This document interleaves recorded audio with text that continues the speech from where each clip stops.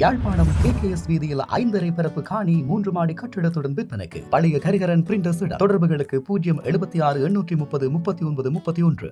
வணக்கம். மீண்டும் மற்றொரு உண்மை நல்ல நிகழ்ச்சியினூடாக சந்தித்திருக்கின்றோம்.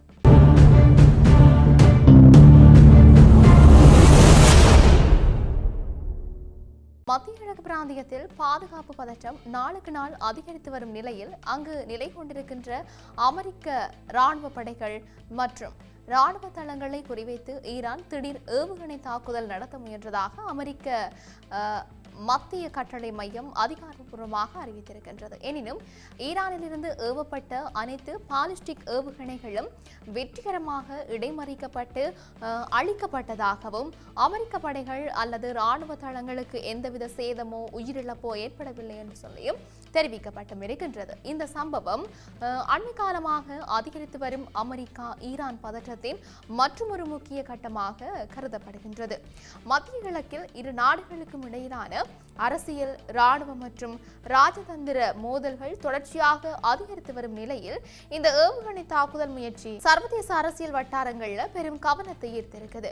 அமெரிக்க மத்திய கட்டளை மையம் தன்னுடைய அதிகாரப்பூர்வ எக்ஸ் சமூக வலைதளத்தில் வெளியிட்டிருக்கின்ற அறிக்கையில் மத்திய கிழக்கில் பணியில் ஈடுபட்டிருந்த அமெரிக்க படைகள் மீது ஈரான் தாக்குதல் நடத்தும் நோக்கில் ஈரானின் இஸ்லாமிய புரட்சிகர காவல் படையினர் பல பாலிஸ்டிக் ஏவுகணைகளை ஏவியதாக குறிப்பிடப்பட்டிருக்கிறது. அந்த அறிக்கையில் ஈரானிலிருந்து ஏவப்பட்ட அனைத்து ஏவுகணைகளும் அமெரிக்காவின் ஒருங்கிணைந்த வான் பாதுகாப்பு அமைப்புகள் மூலம் வெற்றிகரமாக கண்டறியப்பட்டு இடைமறிக்கப்பட்டன. எந்த ஏவுகணையும் தன்னுடைய இலக்கை அடையவில்லை. மத்திய கிழக்கில் உள்ள அனைத்து அமெரிக்க படைகளும் தொடர்ந்து முழுமையான விழிப்புடனும் உயர்ந்த பாதுகாப்பு மற்றும் தயார் நிலையிலும் உள்ளன என்று தெரிவிக்கப்பட்டும் இருக்கின்றது. இந்த அறிவிப்பை தொடர்ந்து அமெரிக்க பாதுகாப்பு வட்டாரங்கள் மேலதிக தகவல்களையும் வெளியிட்டிருக்கின்றன. பெயர் வெளியிட விரும்பாத அமெரிக்க பாதுகாப்பு அதிகாரி ஒருவர் ஆரம்பகட்ட மதிப்பீடுகளின் அடிப்படையில் மொத்தம் 4 பாலிஸ்டிக் ஏவுகணைகளுக்கு மிகாமல் ஏவப்பட்டிருக்கலாம் என்று தெரிவித்திருக்கின்றார். இருப்பினும் சம்பவம் தொடர்பான தொழில்நுட்ப ஆய்வுகள், ரேடார் பதிவுகள் மற்றும் செயற்கைக்கோள் தகவல்கள் தொடர்ந்து ஆய்வு செய்யப்பட்டு வருவதால் இறுதி விவரங்கள் பின்னர் உறுதிப்படுத்தப்படும் என்று சொல்லியுமே அவர் குறிப்பிட்டும் இருக்கின்றார்.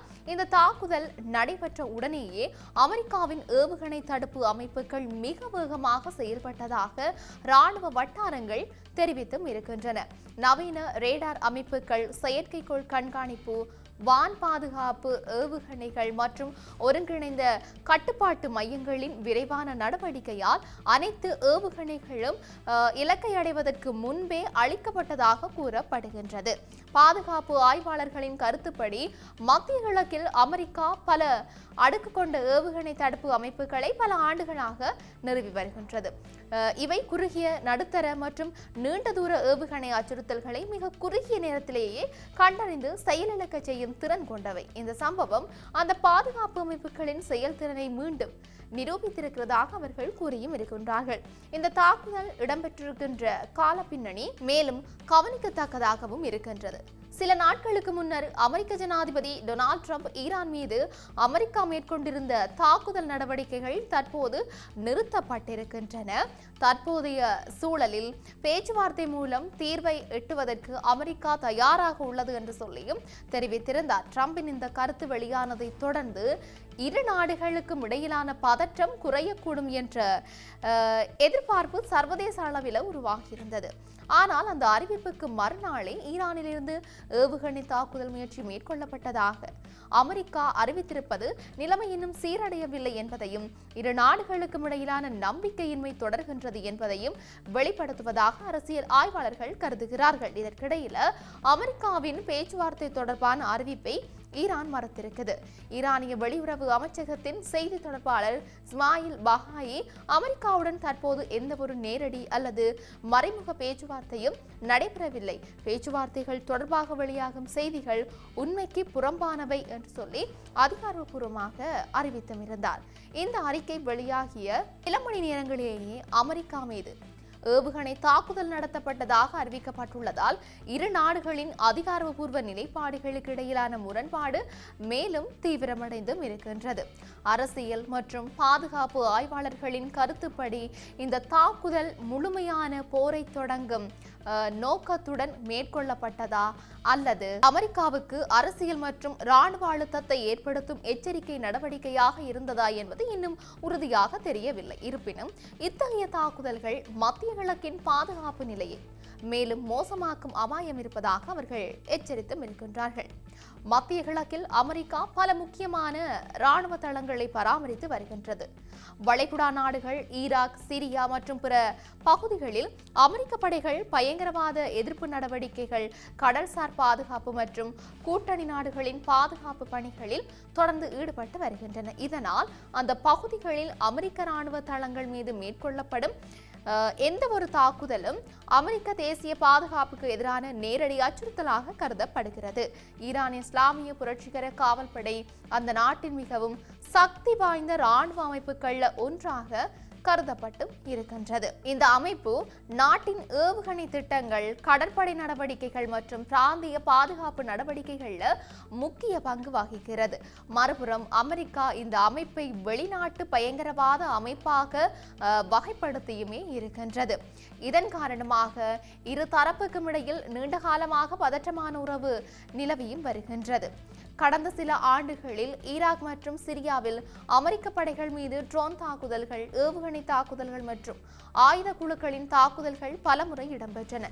அவற்றுக்கு ஈரான் ஆதரவளிப்பதாக அமெரிக்கா தொடர்ந்து குற்றம் சாட்டி வருகிறது. ஆனால் அந்த குற்றச்சாட்டுகளை ஈரான் தொடர்ந்து மறுத்து வருகின்றது. இந்த சம்பவத்தை அடுத்து மத்திய கிழக்கில் இருக்கின்ற அனைத்து அமெரிக்க இராணுவ தளங்களிலும் பாதுகாப்பு மேலும் பலப்படுத்தப்பட்டிருக்கிறதாக தகவல்கள் தெரிவித்தும் இருக்கின்றன. வான் பாதுகாப்பு அமைப்புகள் முழுமையான கண்காணிப்பில் வைக்கப்பட்டுள்ளதோடு தேவையென்றால் உடனடி பதிலடி நடவடிக்கைகளை மேற்கொள்ளும் வகையில் அமெரிக்க படைகள் உயர் தயார் நிலையில் வைக்கப்பட்டிருக்கிறதாக இராணுவ அதிகாரிகள் தெரிவித்தும் இருக்கிறார்கள். இதற்கிடையில் மத்திய கிழக்கில் புதிய போர் சூழல் உருவாகக்கூடும் என்ற அச்சம் சர்வதேச அளவில் அதிகரித்திருக்கிறது. பல நாடுகள் இரு தரப்பினரும் கட்டுப்பாட்டுடன் செயல்பட வேண்டும் என்றும் பதற்றத்தை அதிகரிக்கும் இராணுவ நடவடிக்கைகளை தவிர்த்து ராஜதந்திர பேச்சுவார்த்தைகளுக்கு முன்னுரிமை அளிக்க வேண்டும் என்றும் வலியுறுத்தி வருகின்றன. பாதுகாப்பு ஆய்வாளர்களின் மதிப்பீட்டின்படி தற்போதைய சூழலில் அமெரிக்காவும் ஈரானும் நேரடி முழுமையான போரை தவிர்க்க விரும்புகின்றன. இருப்பினும் தவறான கணிப்புகள், தகவல் பரிமாற்ற பிழைகள் அல்லது எதிர்பாராத இராணுவ நடவடிக்கைகள் எந்த நேரத்திலும் பெரிய அளவிலான மோதலுக்கு வழிவகுக்கும் அபாயம் தொடர்ந்து காணப்படுகின்றது. எதிர்வரும் நாட்களில் அமெரிக்காவும் ஈரானும் எடுக்கும் அரசியல், ராஜதந்திர மற்றும் இராணுவ முடிவுகள் மத்திய கிழக்கின் பாதுகாப்பு நிலைமை மட்டுமன்றி உலக அரசியலில் சர்வதேச பாதுகாப்பு மற்றும் எரிசக்தி சந்தைகளின் போக்கிலும் குறிப்பிடத்தக்க தாக்கத்தை ஏற்படுத்தக்கூடும் என்று அரசியல் மற்றும் பாதுகாப்பு ஆய்வாளர்கள் மதிப்பிட்டிருக்கின்றமையும் இங்கு குறிப்பிடத்தக்க ஒரு விடயமாகவே இருக்கின்றது. இப்படி இருக்க உலகளவிய ரீதியில் இன்னும் என்னவெல்லாம் நடக்கப் போகிறது என்று நாங்களும் பொறுத்திருந்து பார்க்கலாம். மீண்டும் மற்றொரு பதிவினூடாக சந்திக்கலாம். வணக்கம்.